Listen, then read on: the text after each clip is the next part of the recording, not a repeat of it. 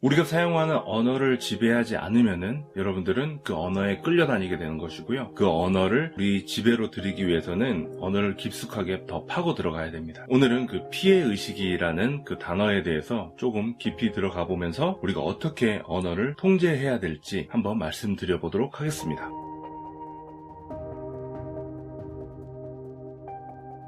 저는 제로 창업을 운영하고 있는 신태순입니다. 중간중간 궁금한 점이 생긴다라고 하면 댓글로 질문을 달아주시면 좋겠습니다. 누구나 피해의식을 가지고 있습니다. 하지만 내가 피해의식을 극복했다라고 착각을 하게 되면은 절대로 그 피해의식을 극복을 할 수가 없는 그런 아이러니한 상황이 생기는 건데요. 무슨 말이냐면 피해의식이 있는 사람은 계속해서 과거에 머무는 행동을 하고 있습니다. 그리고 그걸 정말로 극복한 사람, 예를 들어 피해의식이라고 하는 것을 의식한 사람들은 현재에서 벗어나는 행동을 하게 됩니다. 두 개의 우열을 가리려고 하는 건 아니고요. 피해의식을 계속 느끼면서 과거에 힘들었던 상황을 계속 어필하는 게 반복된다라고 하면은 나는 현재의 힘을 발휘를 전혀 못하거든요. 근데 그걸 극복한 사람들은 과거에 그렇게 했지만은 그럼에도 불구하고 나는 지금부터 다른 행동을 하겠다. 그래서 최대한 그 과거에 대한 얘기를 아예 언급을 안 할 수는 없지만은 그걸 가지고 뭔가 보상을 받으려고 하는 그런 마음이나 행동들은 하지 않는다라는 거죠. 근데 반복해서 그런 행동을 하면서 내가 피해의식을 극복했다라고 착각을 하면은 그냥 정신승리를 바탕으로 그렇게 했다라고 착각을 하면은 절대로 피해의식에서 벗어날 수 없다라는 얘기입니다. 이렇게 피해의식이라고 하는 단어 자체만으로도 한 번 더 깊게 들어가서 생각을 해볼 수 있는 요인들이 분명히 존재합니다. 피해의식에 사로잡혀 있는 사람이라 한다면은 모든 사람들의 사건들에 자기 일을 대입을 시킵니다. 그걸 공감하는 거라고 생각할 수도 있지 않나요? 라고 할 수도 있지만은 공감과는 조금 차이가 있는데요. 어떤 거냐면 공감은 상대방에게 에너지가 주입이 되는 거고요. 피해의식을 가진 사람들은 사건이 일어났을 때 항상 그 에너지를 나한테로 가지고 옵니다. 상대가 아니라 나를 위로하기 위한 그런 요소로 모든 상대방의 사건들을 활용을 하는 거죠. 이런 일이 반복이 되면 어떻게 될까요? 이 사람과 대화를 나누고 싶을까요? 안 나누고 싶을까요? 많은 사람들이 피곤을 느끼고 대화할 수 있는 사람들이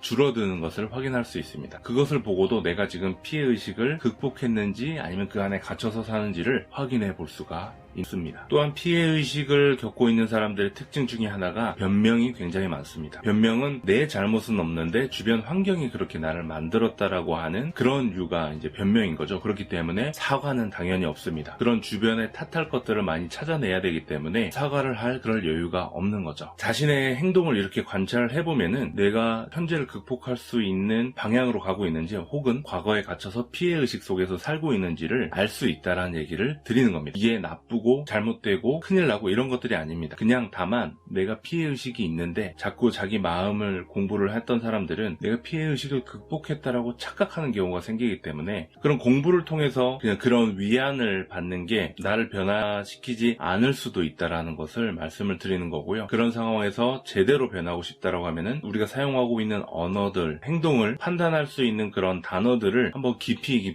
파고 들어가서 의심해보고 비판적으로 한번 지켜봐야지 된다는 얘기를 지금 해드리고 있는 겁니다. 대한민국 사회를 비롯해서 벌어지고 있는 사회의 그런 좋지 않은 문제들, 그리고 정의롭지 않은 사건들이 그리고 엘리트들의 문제로 비롯돼서 생기는 경우가 많이 있는데요. 그 엘리트들 또한 제가 봤을 때는 피해의식에 사로잡혀 있는 경우가 많습니다. 그 잘난 사람들이 왜 피해의식에 사로잡혀 있을까? 이렇게 생각을 해봤는데 그들은 어떻게 보면 남들이 놀 때 시간, 에너지를 희생하면서 뭐 공부를 열심히 하거나 내 한 몸을 바치거나 이런 일을 겪어서 그 자리에 갔다 보니까 기본적으로 자기는 뭔가 희생을 했다라고 하는 그런 피해의식이 자기도 모르게 존재를 하고 있는 거죠. 그리고 그걸 계속해서 보상받아야 된다라는 그런 심리가 존재합니다. 어떤 자기가 그 위치에 갔을 때 어떤 판단을 내릴 때 철저히 자기가 보상받는 그런 이기적인 선택을 하게 되는 일들이 계속해서 반복해서 이뤄지고 있다는 생각을 하는 거고요. 그런 엘리트들이 하는 선택을 보고 자라나는 세대들은 자신들도 그렇게 해도 되겠다라고 하는 그런 잘못된 관념을 심어주기 때문에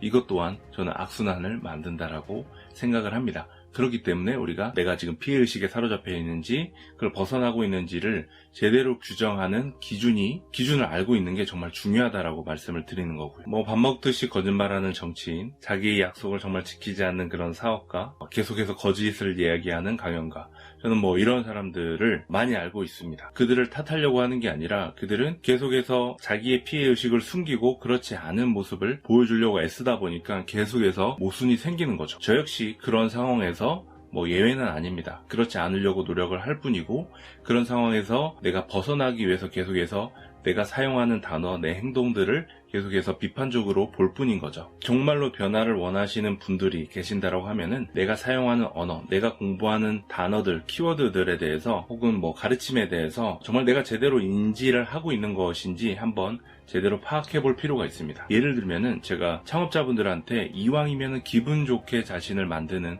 그런 환경에 많이 자신을 두도록 권합니다. 왜냐하면 창업은 힘든 일이고, 그 상황에서 기분이라도 좋아야지 내가 창의적인 발상으로 문제를 해결할 수가 있기 때문에 그런 얘기를 드렸는데, 사람들은 어떻게 행동을 하냐면은 저 술 먹으면 기분이 좋아져요, 클럽에 가면 기분이 좋아져요, 그냥 애기만 보고 있으면 기분이 좋아져요 해서 그 행동을 하면서 자꾸 기분을 좋게 만들려고 합니다. 그 행동들이 나쁘다라고 말씀드리는 게 아니라, 정말 제가 기분이 좋아지게 만든다라고 하는 것은 사실은 이런 거죠. 마음속에서 불안함이 없이 행복한 상태를 저는 얘기를 한 거거든요. 그 말은 무슨 말이냐면은 내가 막 술 먹고 있을 때도 마음은 불안함이 없어야 돼요. 그러려고 하면 어떻게 되냐면, 술 먹는 일과 내가 돈 버는 일이 연결이 돼야 되는 거예요. 내가 아기를 보고 있는 일과 돈 버는 일이 연결이 될 때 내가 이걸 하면서도 수익이 발생할 걸 예상을 할 수가 있기 때문에 그 마음에 대한 불안이 줄어드는데, 단순히 기분 좋은 것에만 초점을 맞추면은 이걸 하면서 마음은 불안하고 돈은 벌리지 않고 악순환이 벌어지는 거죠. 이런 일이 발생하지 않기 위해서는 기분 좋은 상태를 유지하라고 하는 그 단어에 대해서 재정의, 제대로 알아들은 거 맞나 라고 생각을 해봐야 되고, 저도 말씀을 드릴 때 좀 더 구체적으로 말씀을 드릴 필요가 있다라는 거죠. 그래서 저는 사실은 술을 거의 먹지 않습니다. 술자리를 잘 하지 않고요. 뭐 만취가 되는 것은 1년에 한두 번 정도에 불과하고요. 제 창작 활동에 그런 것들이 방해를 하기 때문입니다. 왜냐면 그런 거를 할 때 제 마음이 불안하고 그런 상태를 제가 너무 싫어하기 때문인데요. 결론을 말씀드리면, 우리가 미디어로부터 받는 것들, 우리 선생님, 스승으로부터 받는 그런 단어들, 그런 것들을 곧이곧대로 그냥 받아들이지 말고, 정말로 내 삶을 변화시키기 위해서는 받아들이는 단어, 이미지에 대해서 한 번 더 비판적으로 찾아보고, 정말로 그렇게 사용되는 게 맞는지 파고 들어가면서 질문을 더 깊이 하면서 단계별로 하면서 접근을 해야지 우리 삶에 긍정적인 영향을 미칠 수 있지, 그렇지 않으면은